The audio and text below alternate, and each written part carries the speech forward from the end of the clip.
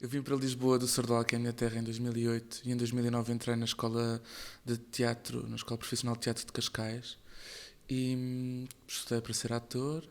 Depois acabei assim muito zangado e decidi que não era mais, não queria trabalhar mais em teatro. E depois com o Filipe Abreu criámos a Inquietarte, onde comecei a fazer encenações com atores profissionais e juntando atores amadores. Depois comecei a trabalhar, fiz uns projetos com o último projeto da Cornucópia, a música e o recital também. Comecei a trabalhar com o Bruno Bravo nos primeiros sintomas, com os processos, pronto, e comecei a fazer muitas coisas e continuei a ensinar sempre.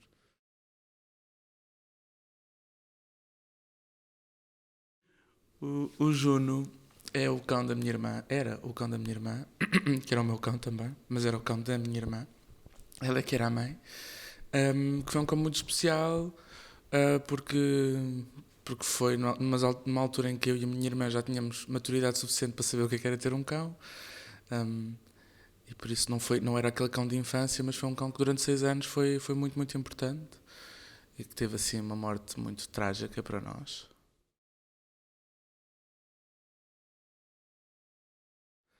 Eu não consigo mentir, portanto não é uma espécie de homenagem, porque não é.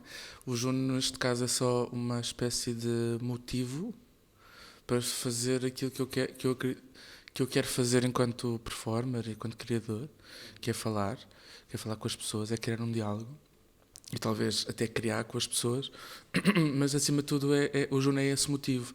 Claro que acaba sempre por ser uma forma de celebrar hum, a vida do meu cão, não é? Mas não é um espetáculo de homenagem.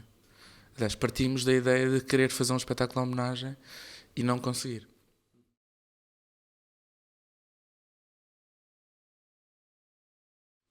Eu já há algum tempo desde o Youth e também no primeiro que fiz mais neste género, que era o Rape, apesar de o público ser voyeur, havia sempre, tinham algum acesso a algumas coisas como eles quisessem. Neste caso, o público é convidado a participar, é convidado a discutir ideias comigo, partindo da ideia de como é que se cria um espetáculo sobre um cão, sobre o falhanço de ter criado um espetáculo sobre o cão. E participa se quer ou não, ou se quiser ou não. Ou não. Se não quiser, eu consigo estar a falar durante 1 hora e meia sozinho, até 2, se for preciso.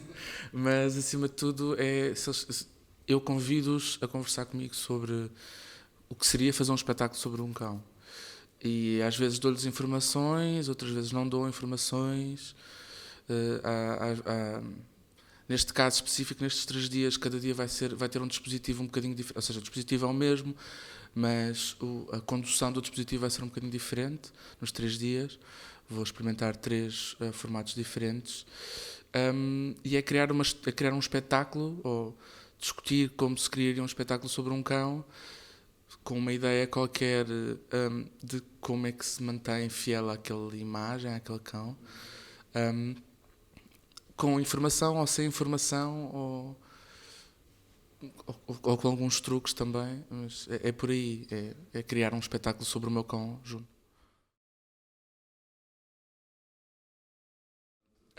Sim, sempre co-criador. Eu já fiz várias vezes, aqui em Lisboa já fiz, acho que fiz 8 dias, ou se calhar não fiz tanto, mas pronto, já fiz mais do que 2 ou 3 vezes e é sempre muito diferente o público e é muito, muito interessante para mim quando de repente eu estou calado e tenho pessoas do público a discutir. Não. O Juno tem que ser representado desta maneira. Não, mas eu acho que o Juno devia ser. E esta coisa, este diálogo, é tornar as pessoas responsáveis por aquilo que se está a criar. Porque a ideia é mesmo.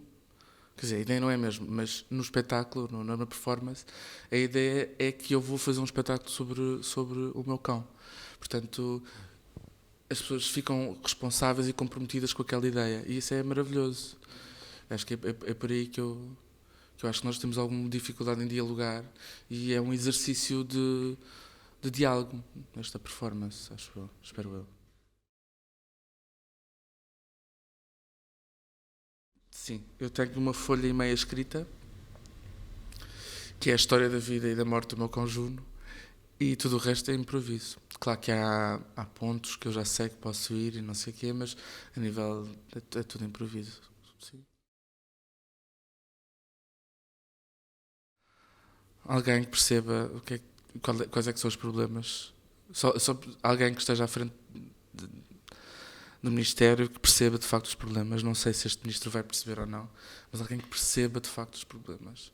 Porque é muito grave a forma como nós somos tratados. Já não falo do dinheiro, porque isso já é óbvio, mas a forma como nós somos tratados, esta situação do Estatuto poderia ser tão importante, e é importante, mas depois ninguém sabe nada, a Segurança Social não sabe como é que se passam os recibos, os contabilistas também não sabem como é que se passam os recibos, e nós temos de passar recibos. E eu também, como sou produtor, tenho de receber recibos e estou um bocadinho à toa, e acho que isto é só um bom exemplo de como parece um sketch do género. Agora dou-vos este estatuto, mas ninguém sabe brincar com ele.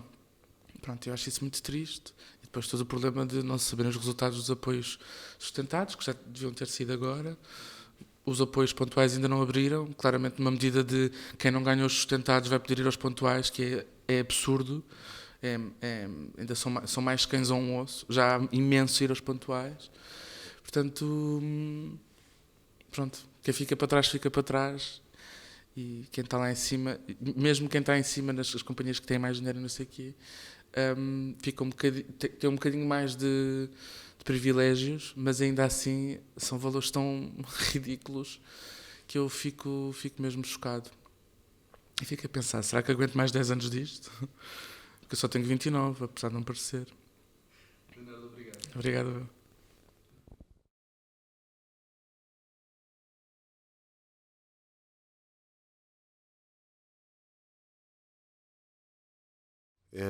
Eu estudei teatro em Évora e depois disso fiz uma pós-graduação em escrita e posteriormente decidi tirar um mestrado em audiovisuais, portanto assim uma espécie de contaminação entre diferentes coisas. Muito também em relação com o teatro do vestido, portanto nesse campo do teatro documental, muito embora a minha paixão verdadeira fosse a performance, e foi também um bocadinho como criador individual que fui fazendo esse percurso, muito também em relação com teatro de objetos, se puder chamar assim, ou de manipulação, marionetas, etc. De resto agora estou a fazer uma pós-graduação em marionetas e formas animadas, e acho que é isso o meu percurso.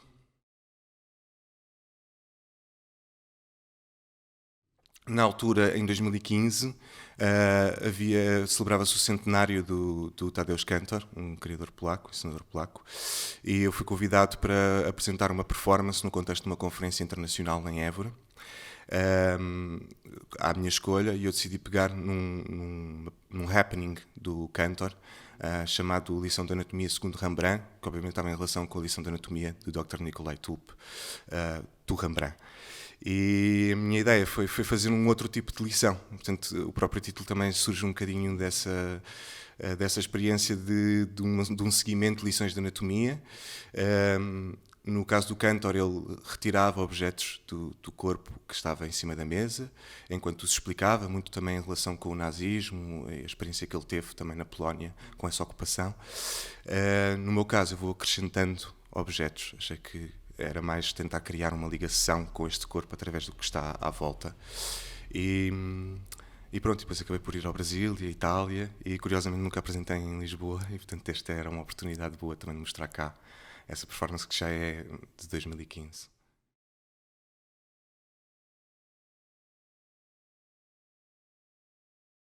Em várias. Primeiro, em relação com o próprio Kantor e com a lição de anatomia do Dr. Nikolai Tulp. Portanto, eu faço sempre esse seguimento de que isto é mais outra lição de anatomia, ou seja, que há uma história destas lições de anatomia, e do que isso representava nos diferentes momentos em que ela foi apresentada. Portanto, o que é que representava no tempo do Rembrandt, em que era muito a aristocracia que gostava desta espécie de espetáculo nos teatros anatómicos de Leiden e de Amsterdão.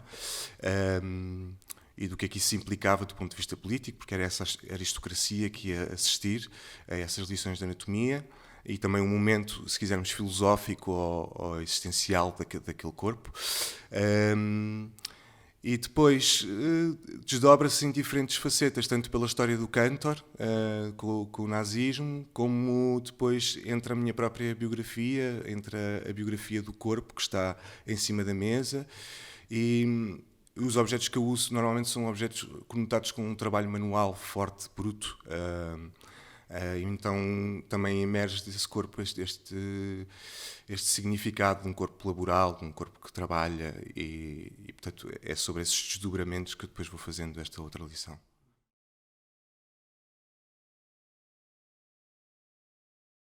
O público é uma espécie entre o aluno, porque é uma lição, e um assistente. Portanto, eu conto sempre muito com o público para me ajudar a fazer as coisas, para mover o corpo, para colocar objetos no corpo.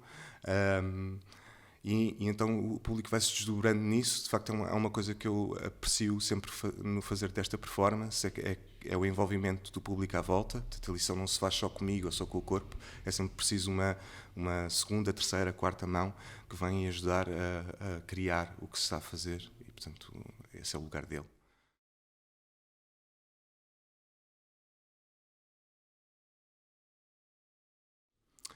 Vai variando um bocadinho. Há sempre coisas que são, eu diria, rotineiras no meu processo de trabalho, ou seja, há sempre esta tentativa de inscrever qualquer coisa no corpo, há sempre esta tentativa de acumulação também de materiais em cima, como se fossem camadas que tu vais criando. E mais frequentemente, de resto, a partir desta performance, da outra lição de anatomia, esta tentativa também de colocar objetos em relação com o corpo, ou esta relação que se vai criando entre o corpo e os objetos, e o que é que emerge daí, para mim é sempre muito interessante, porque cria outras conotações, os objetos trazem os seus próprios signos, as suas próprias ligações afetivas, eu diria. Então o corpo acaba sempre por falar em relação com os objetos, mas os objetos acabam muito mais por falar sobre o corpo. E então, nesse sentido, há esta tendência sempre para isto. E acho que é isso. Eu gostava que houvesse mais solidariedade, eu acho que é preciso cada vez mais, a generosidade também, e obviamente fundos, eu acho que isso também é uma das coisas que vai carecendo, e por exemplo este espaço também é importante, e uma das razões para também eu aceitei prontamente este convite que a Casa Cheia me fez, foi porque é um espaço novo na cidade, eu acho que fazem falta cada vez mais, espaços também que não sejam de apresentação convencional. E portanto, não sendo um desejo, são vários, mas por esta ordem, sim, eu acho que. Daniel, muito obrigado. Obrigado, eu.